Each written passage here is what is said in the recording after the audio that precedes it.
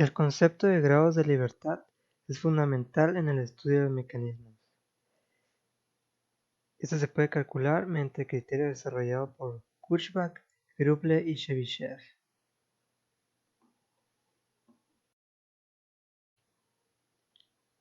Existen varias maneras de expresar este criterio.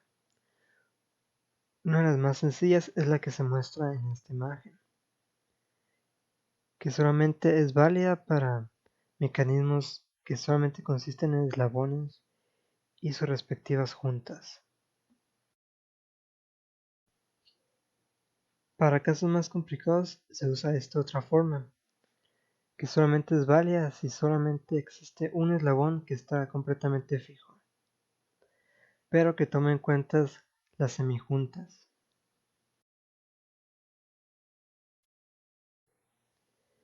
Comenzando por el caso más simple, tenemos una barra libre restringida a un plano.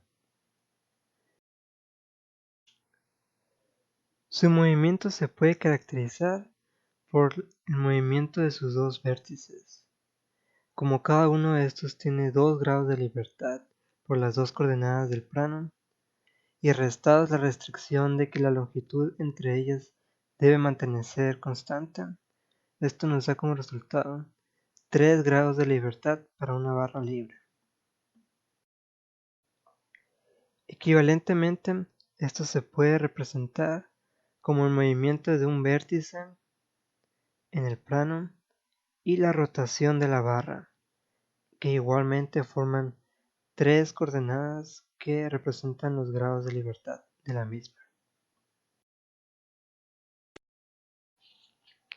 En el siguiente caso, que son 2 barras unidas por un vértice, tenemos que solamente se agrega un grado de libertad debido a que la primera barra presenta el mismo análisis anterior y la segunda barra se puede caracterizar su movimiento por la rotación con respecto al vértice de la unión. Aunque si se fija una de estas dos barras, los grados de libertad totales del sistema serían 1, ya que sería la rotación de la segunda barra con respecto al vértice de la unión.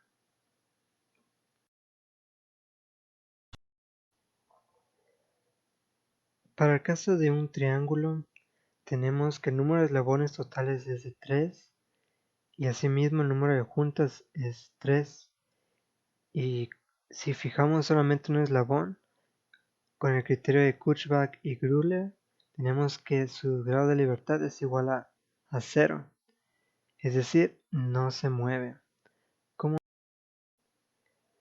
Esta es la estructura con el mínimo número de eslabones que presenta una movilidad de 0, y por lo mismo es ampliamente usado en las estructuras fijas.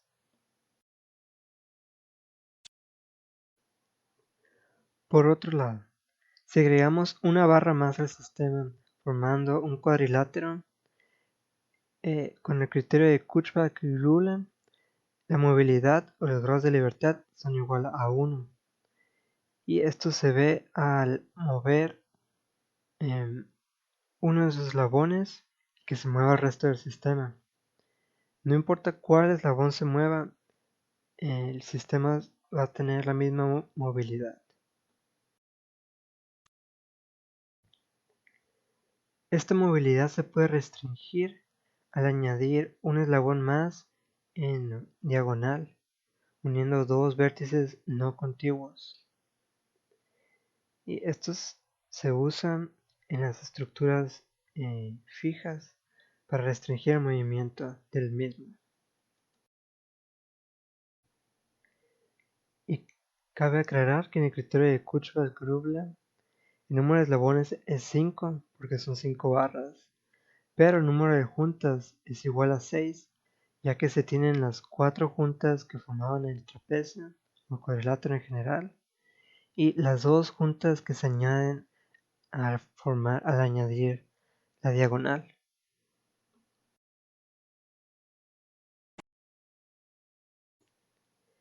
De la misma manera, al añadir la otra diagonal, estaremos añadiendo un eslabón a la ecuación de Kurzbach-Grubler, pero estaremos añadiendo dos juntas, porque si hacemos la computación, saldrá un grado de libertad o movilidad de -1. Esto simplemente quiere decir que, como en el caso de movilidad de cero, la estructura o mecanismo se mantiene fija.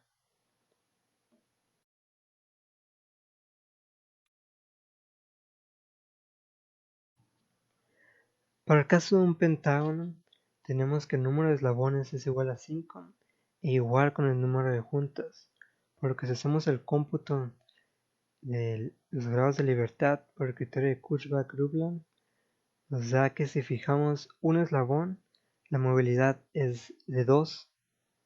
Esto quiere decir que ocupamos dos parámetros que caracterizan el movimiento del mecanismo. Esto se puede interpretar de dos formas: que se ocupa que dos eslabones contiguos estén fijos, o que se ocupan dos movimientos, que dos eslabones se muevan.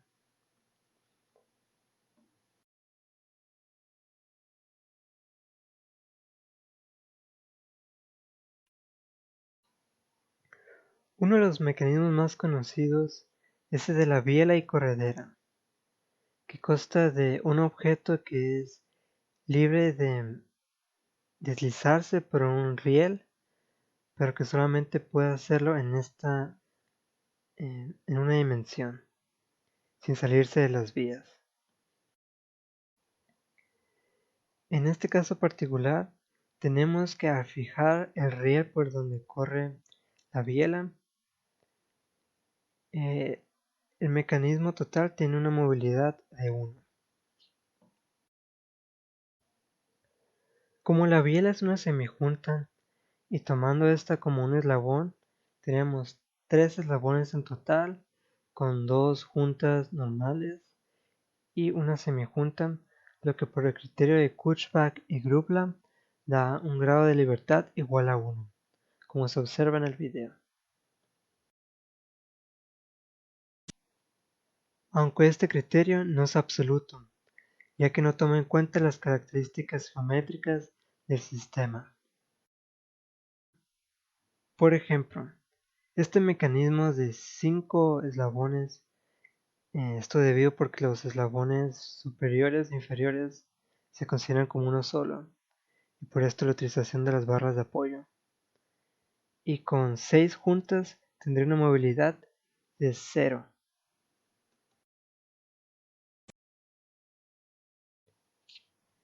Pero vemos que si movemos el eslabón central de tal manera que quede paralelo a los laterales, a los eslabones laterales, el conjunto tiene una movilidad de 1, pero sin embargo al no cambiar ni el número de eslabones ni el número de juntas, la movilidad según el criterio de Kurzbach y Grubler debería seguir siendo de 0, lo cual es una contradicción a lo que se observa experimentalmente. Sin embargo, el criterio sigue siendo útil para muchos casos comunes, como por ejemplo este mecanismo de 10 eslabones y 13 juntas, que si computamos con el criterio tiene una movilidad de 1. Esto lo podemos comprobar experimentalmente teniendo el mecanismo físicamente y fijando uno de los eslabones, y notando que si movemos cualquiera de los demás eslabones, el resto del sistema también se moverá, y que si fijamos otro de los eslabones, el sistema ya no se podrá mover y se mantendrá fijo.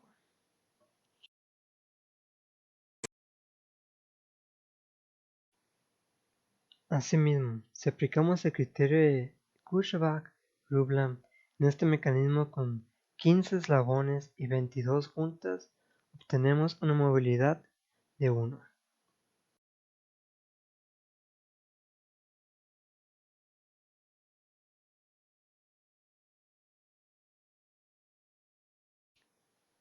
Aunque el número de eslabones es fácil de contar, el número de juntas puede ser algo complicado o más bien confuso en un principio.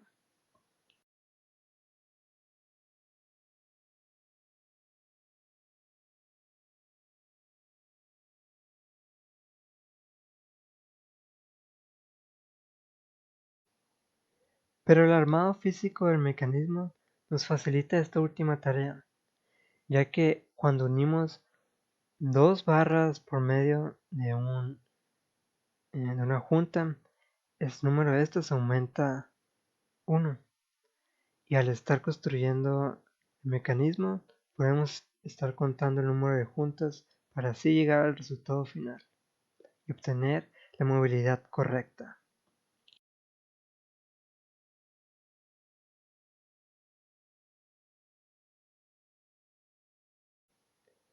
Esto es la ayuda de estas prácticas y con lo que te ayudarán en el resto de tu curso.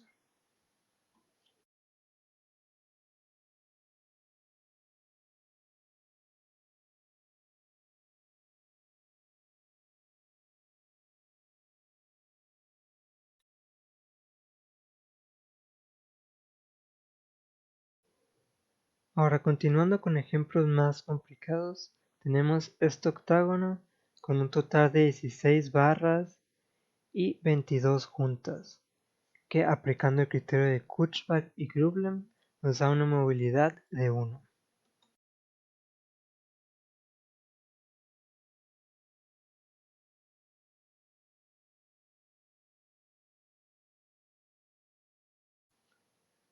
Lo cual podemos comprobar al fijar una de las barras y mover cualquiera de las restantes.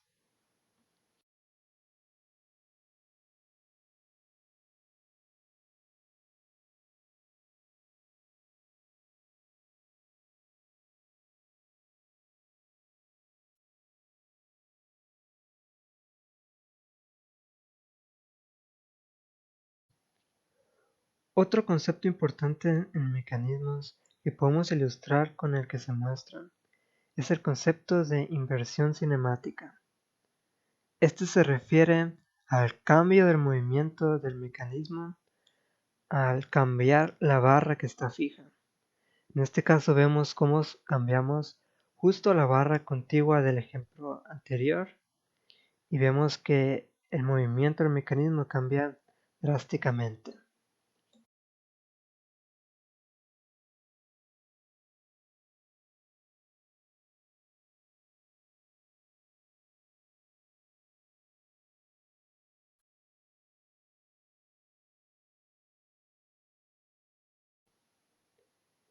Y podemos repetir esta inversión cinemática con la barra justo contigua al ejemplo anterior.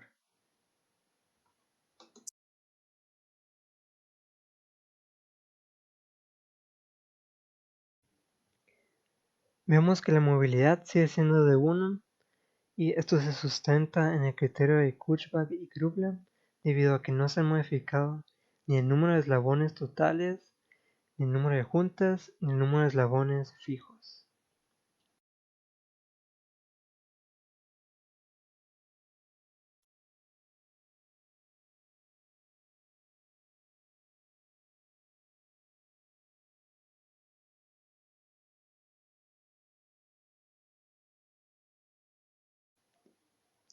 Teóricamente podemos realizar la inversión cinemática con cada uno de los eslabones que componen al mecanismo, aunque en este ejemplo particular, por la geometría del sistema, la inversión cinemática en eslabones simétricos resultaría en el mismo movimiento.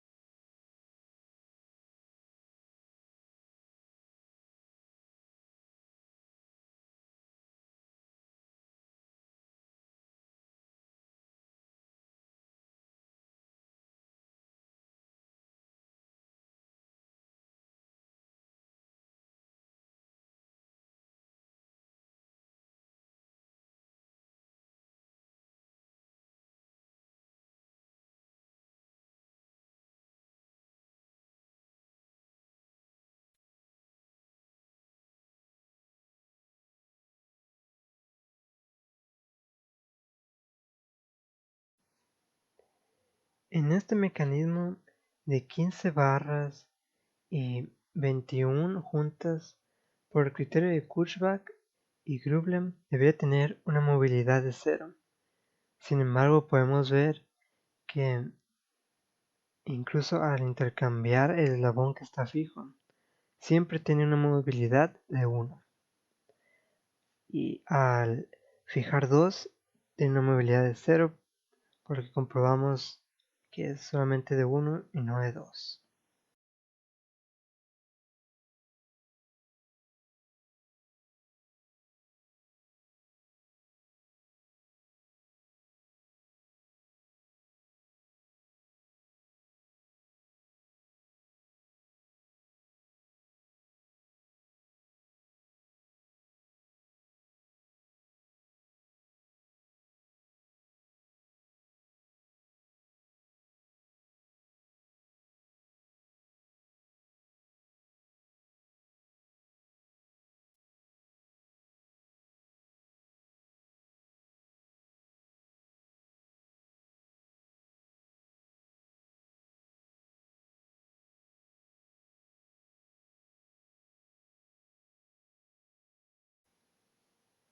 En este otro mecanismo de 14 eslabones y 18 juntas, tenemos por el criterio de Kurzbach y Gruber una movilidad de 3.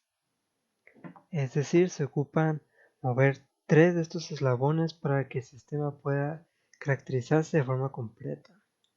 O de una forma equivalente, se ocupan fijar 4 eslabones para que el sistema esté completamente fijo, lo cual podemos verificar al efectivamente fijar 3 eslabones continuos y notar que el sistema ya no se mueve, o al fijar 2 y notar que hay movimiento por lo menos de alguna parte. Asimismo, al fijar solamente uno, vemos que se pueden mover 2 eslabones de forma independiente.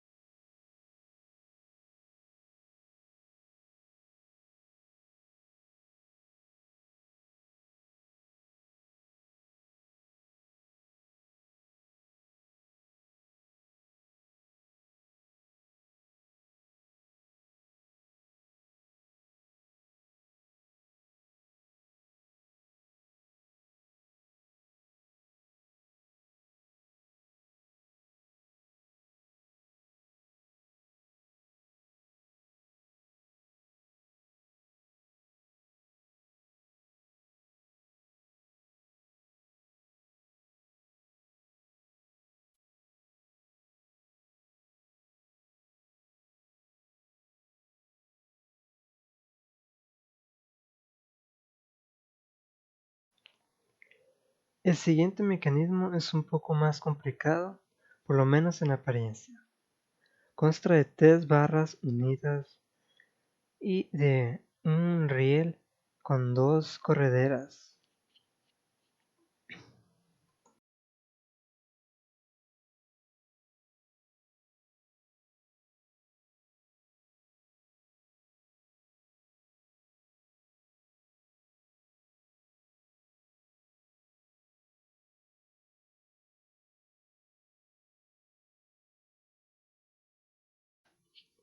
Al experimentar con el sistema, notamos que tiene 2 grados de libertad. Esto se hace notar al mover cualquiera de los 2 barras laterales, manteniendo la barra inferior fija. y notando que el sistema tiene un movimiento, aunque el movimiento de las barras es independiente. Este grado de libertad de 2 se puede explicar igualmente al caracterizar el movimiento por la ecuación de la recta que caracteriza a la biela, y como ya sabemos necesita dos parámetros para definirse completamente.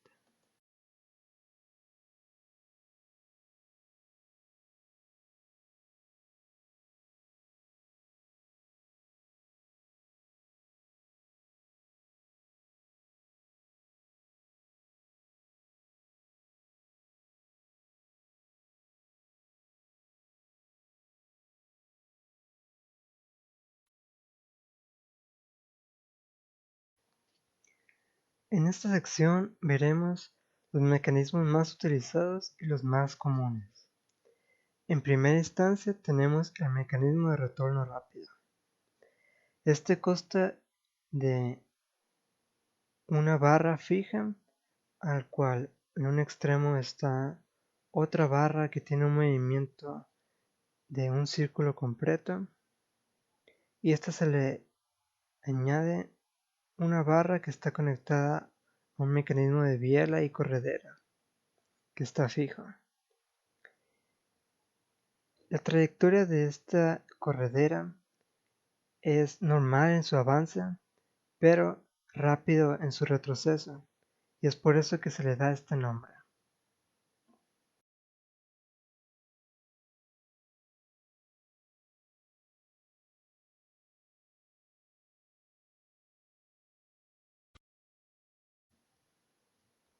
Otro grupo importante de mecanismos son los que trazan una línea recta.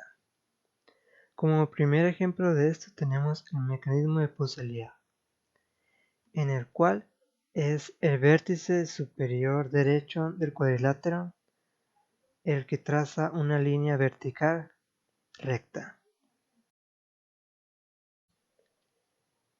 Cabe comentar que entre estos mecanismos de trazado de línea recta están unos como el de Poiseuille, que realmente trazan una línea perfectamente recta, geométricamente hablando, mientras que hay otros como los que se verán a continuación, que trazan una aproximación, pero que sin embargo en un rango amplio esta aproximación es lo bastante cercana.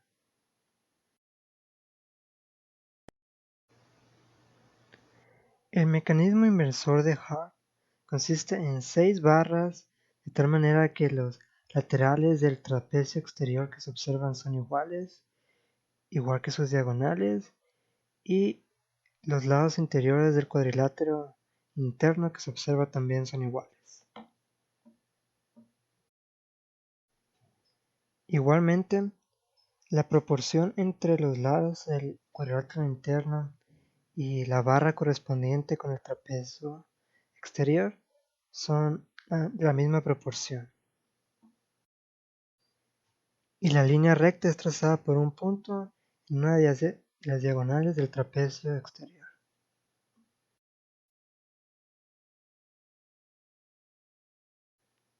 El mecanismo de Scott-Russell consta de dos barras, de tal manera que una tiene el doble longitud que la otra, y la pequeña está unida en la mitad de esta. Ambas están unidas a su vez a un mecanismo de biela y corredera, y la línea recta se traza por el otro extremo de la barra más larga que no está unida a la biela.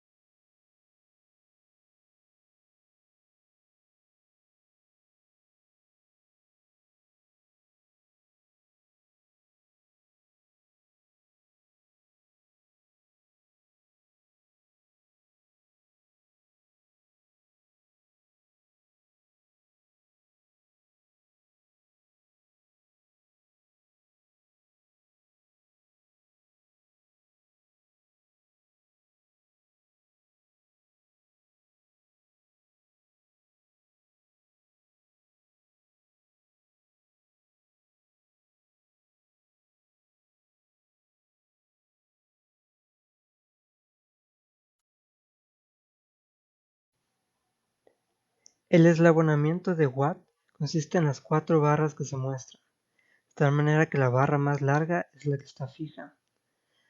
Las 2 barras de los extremos tienen la misma longitud y la barra pequeña es la que traza la línea recta, que cabe destacar que esta es una aproximación.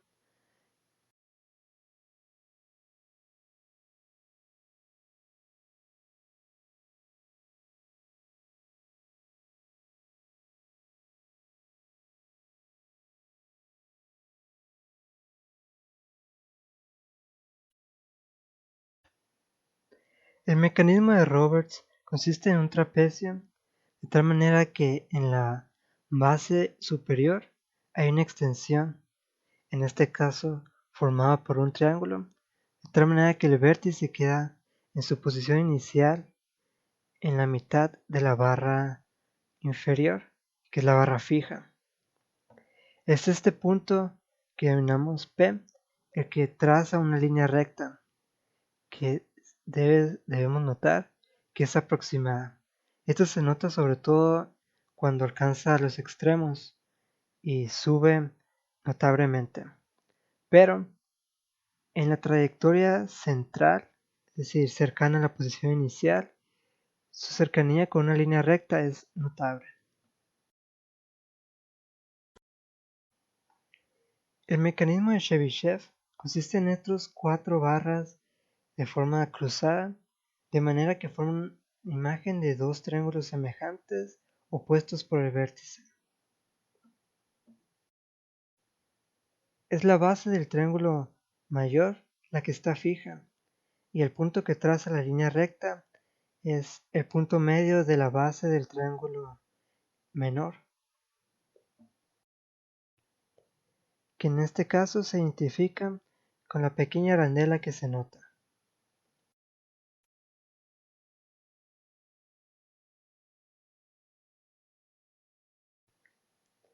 Por último, uno de los mecanismos más usados usualmente es el de la escalera. Este consiste en varias barras que forman cuadriláteros unidos de forma secuencial. Esto tiene la ventaja de que al extenderse forman la bien conocida escalera y que se pueden ser guardados de una manera compacta al juntarse las barras paralelas.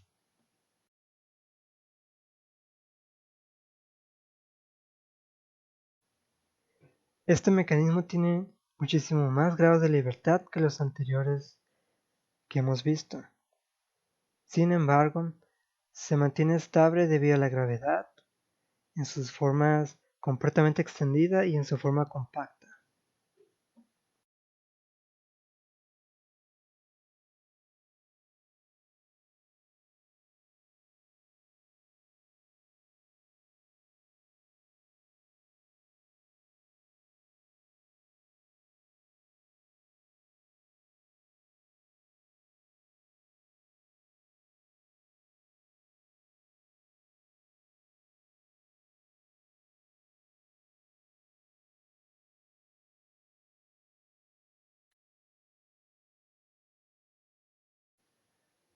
Otro concepto importante en referencia a los mecanismos es el concepto de ventaja mecánica. Este concepto es similar al de la polea, es decir, es la reducción del esfuerzo que se requiere para cargar un peso que en condiciones normales requeriría una fuerza mayor. En este caso movemos la biela con un peso de 220 gramos con un esfuerzo promedio de 130 gramos, como nota en el dinamómetro. Sin embargo, hay ciertas oscilaciones en cuanto al esfuerzo. Estas se deben principalmente a la fricción que hay en la biela, la corredera.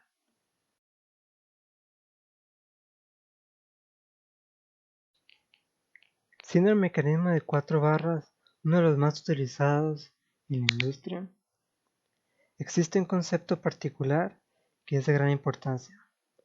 Esta es la ley de Grashof, que indica que Para que haya por lo menos un movimiento completo y continuo,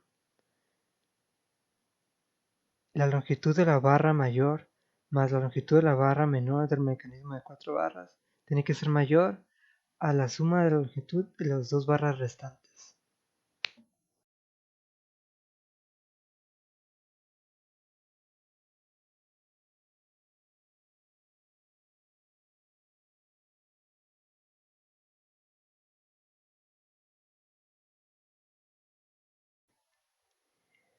Para el caso del mecanismo de 4 barras existen tres casos de movimiento.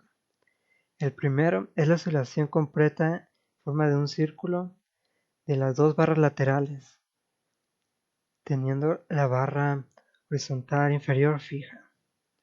El segundo caso es la oscilación completa de una de estas y una oscilación de balancín de la otra, mientras que el tercer caso es una oscilación de balancín en las dos barras laterales.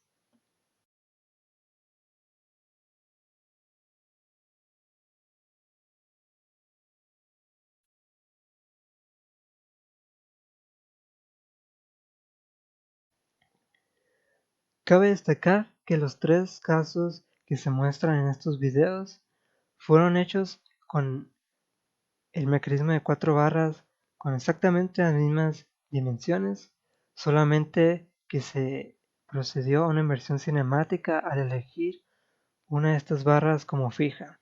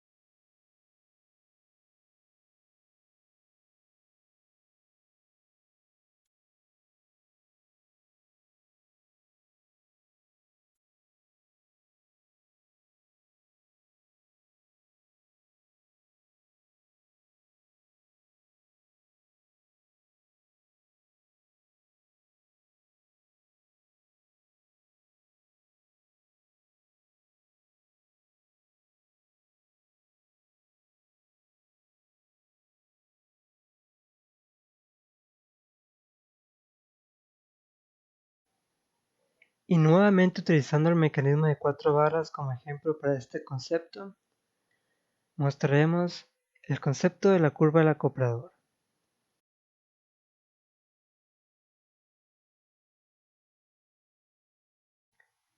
Esta es la curva trazada por la extensión en la barra del acoplador, que en el caso del mecanismo de 4 barras es la barra superior del trapecio que se forma.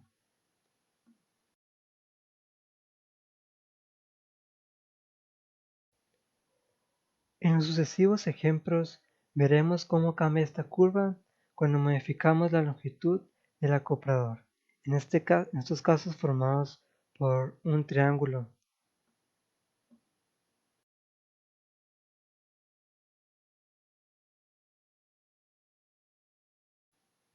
Y notaremos que los cambios no son lineales, sino que son bastante dramáticos en cuanto se cambia un poco la longitud y orientación del acoplador.